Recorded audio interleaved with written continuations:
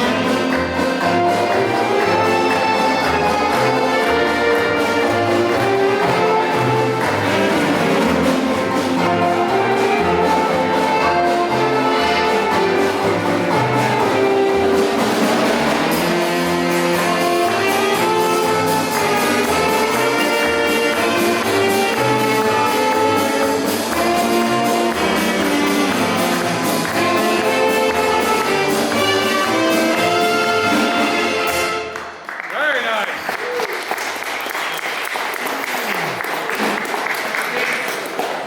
Very string band. Thank you. Captained by Joe Monty, otherwise known as Oski, right? There you go.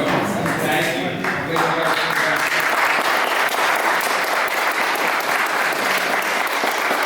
We want to thank the Masons for having us. What a beautiful time, what a beautiful building. Nonetheless, we're here in Philadelphia, a tradition of bummering and a tradition of string band that has prevailed for over 100 years. And what a great day it is to have us here with you celebrating once again. So thank you.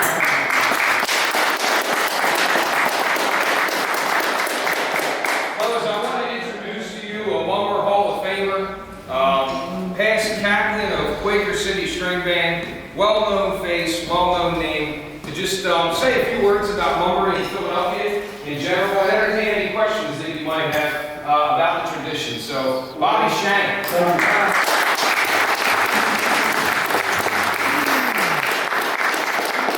We hope you hear the those in the back. Those in the back. Yeah, we are mummers. We live, breathe, live it, and love it. And the thing is, the city of Philadelphia is our hometown, and we travel all over the country, all over the world, taking this sound around, and everybody knows we're from Philadelphia, and we're proud of it. But the thing is, a lot of people don't know that some of the history.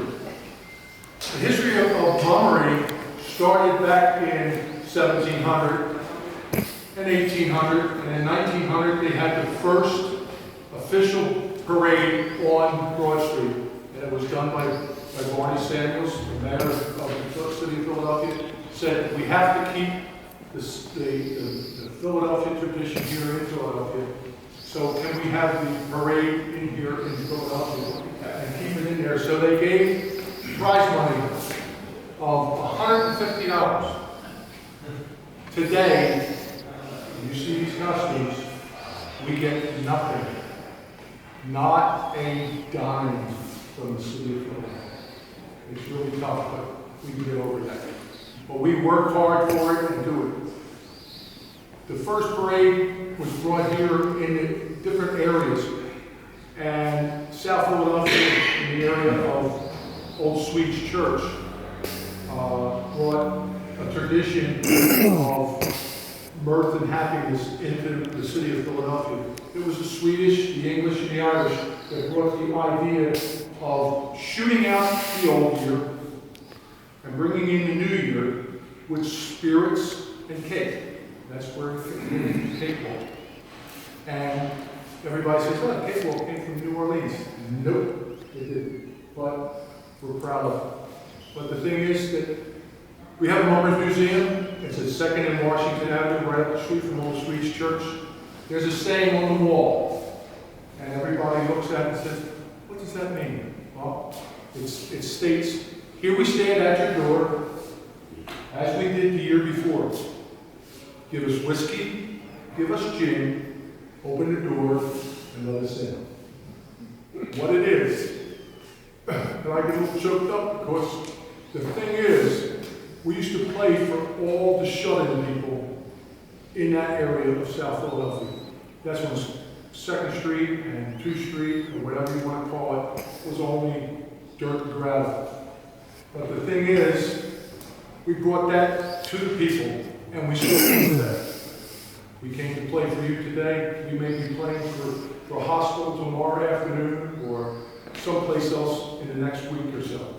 And that's what we do. This is how we collect. We collect smiles and friends by doing what we do. And it's a lot of fun. It really is a lot of fun. I've been involved in the organization that I have since I feel like it was ever. But I started when I was 10 years old. This will be my 57th year in Quaker City String Band. And I'm proud of it. Like these guys. These guys work hard like we do, we all do. It's a brotherhood. If they need something, they know they can come. If we need something, we know we can go. So it's an ongoing fraternity that you have. My dad, God rest his soul, was a member here at Quaker City Lodge. And he just loved the fellowship that he had with you. He was there, he was in the Shriner, he was in the Shriner's band too. So he knew everything about what you mean to these people and what you mean to us as individuals. And I don't know if you realize it, but one of the Grand Masters of Pennsylvania still plays in the Greater Kensington String Band. He plays in an accordion. His name's Ed Weiser. And if you remember, his picture's in here, I had to find it because I know him. Because he is a real gentleman. Very, very true gentleman. But we still do it. We charge these guys uniforms, cost in the 80s and 90s and $100,000 for uniforms every year. And it comes out of their pockets. You know what's on. You have any questions? Yes, sir. I have some friends that played guitar. It was very good guitar. As a result, I don't have my daughter's electric guitar. I'm too old. To see a collection of people that have this much musical talent touches me. It really does. Thank you. I appreciate that. Yes, sir. Just a general question about the costume. You got about how much they cost. How long does it take to make them? And like, do you make new ones every year, or do you reuse some? Every single year, costumes have to be brand new. Different idea. Right. And this organization, like all the other organizations in the brand, are doing the same thing. And we can reuse some of the materials, Right. but not everything. Right. How long? And so, because me and my wife talk about this every year, we're like, that's got to take at least a year to make this costume. Oh yeah, we start when, like February. Right. So you got to have. It's already started. Idea right after. It's already started. I don't want to ask you what you're doing, but I know what they're doing because it used to be a secret. It used to be a secret. Nobody knew anything until they walked on the street. Now so there's not too many 15 string bands come up the street are all Indians. You don't want to see that. You want to see a variety of everything. And this is what it is. Any other questions? Oh, you're great. I do. Yes, sir. I remember my grandfather when I watched the parade at Gordon Lake, when, as far as the Regis Street, as far as when Broad Street. The parade used to start at Gordon, Oregon. No. It used to start at 2nd Street in Oregon. Come out Oregon Avenue, walk up Broad Street from Oregon Avenue, around City Hall on your side, and play to the temple. Go out, go up Broad Street, all the way up to Girard Avenue. And then right on Girard Avenue to 2nd Street. And then right on 2nd Street and all the way back down to us. And that's what it is, and they did. People would say that they were bleeding and all like that. As a kid, my dad was a pharmacist on the border, pharmacy.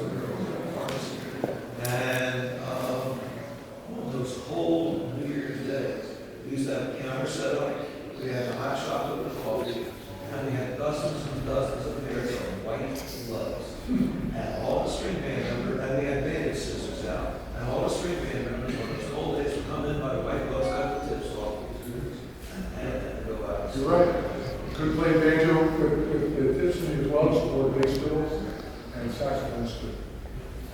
Yes, sir. One more. Do you guys, since it all comes out of your pocket, do you guys accept donations or have Yes. fundraising? Oh, yes, So, absolutely. That's what keeps us alive. There's so many 503c organizations that take grants and work that way, and it's a write-off for a person to donate. There's a lot of organizations that do tickets and sellers and all like that, and this is the way we have to make our money. is there a website or anything like that we can find out information about fundraising you might be having? Or we sell our CDs. They're not selling them tonight, they're giving them to us. So if anybody would like a CD, just raise your hand and I'll give you one. Okay, you got it. And you too, right there. No, But get one to put on. that gentleman behind you. And it's easy for me to talk. I can talk to my blue face because it's already done. These gentlemen here, and I'm talking young fellas, 11, 12, 13 years old, learning how to play instruments, to the members that are 70 and 80 years old. I know you have one violin player. How old? 91. 91 years old. And he still goes. He still does. Yes, sir. Do you have a club out? Yes, this band here is now in New Jersey. Quaker City String Band is right on 2nd Street. There's about, I think about 12 or 13 organizations, fancies, and string bands and comic clubs. And that's another thing is too. The divisions of the parade are comics, fancy mother clubs, string bands, and then in the convention center, they have the string band finale, and that's all the brigades. And they do basically Broadway shows.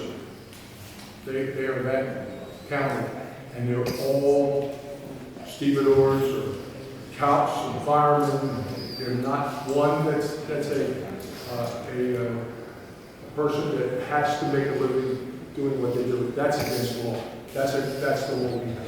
And organizations, you can't take more than 64 members on the street, and you have to have so many members on the street to perform on the street. So that's what it is. And I know this organization spends a lot of money putting this thing on the street. Okay? Anything else? Bobby Shannon. Well, thank you very much.